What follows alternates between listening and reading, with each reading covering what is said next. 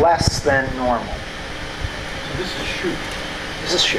right? Deficiency means less than normal. But the Chinese character here, the Chinese word, does mean empty. Vacant. Backwards. Vacant. Empty. So you would be perfectly reasonable to ask, why not say empty? Because that's the easy way to say it, right? I agree. There's a problem. There's another Chinese word that means empty. It's kong, K-O-N-G. And it is the more common everyday word for empty. We also do use it in Chinese medicine. And part of having a really good terminology is one English word for one Chinese word. So if I say empty, you don't know which empty I mean. Do you mean kong or do you mean shu? Okay? But these days I'm letting you say deficiency if you want to say deficiency. So who gave us deficiency? Deficiency. Sully de Malone.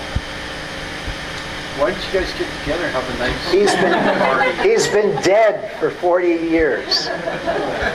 He is vacuous. He did that. He did that. He came up with that during the 1930s. And he was trying to make Chinese medicine, he was a French MD. He was trying to make Chinese medicine acceptable to other French MDs.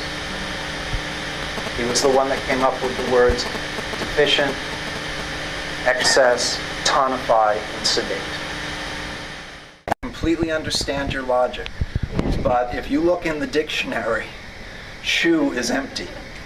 But who made up the dictionary? Chinese. That's Chinese. Okay, I think in here it's not the meaning of the dictionary, it's the meaning of the TCM theory.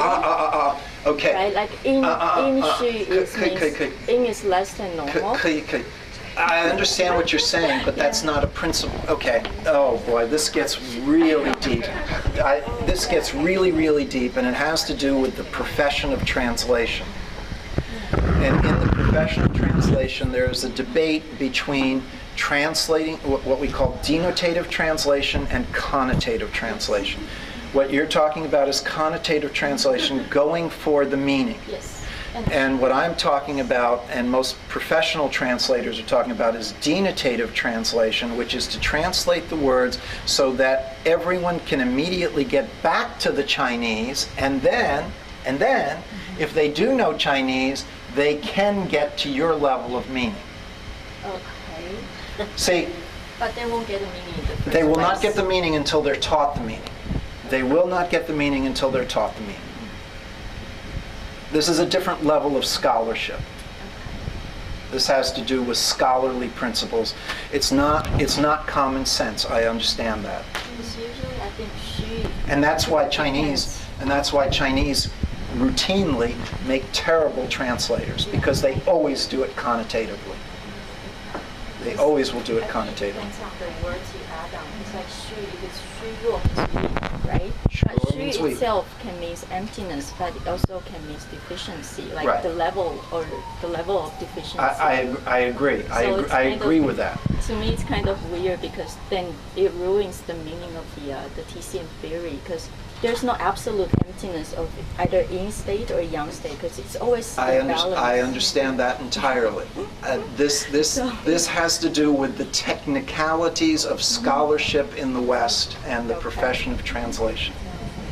Sorry, just a question. But your point is absolutely correct and well taken. Absolutely correct and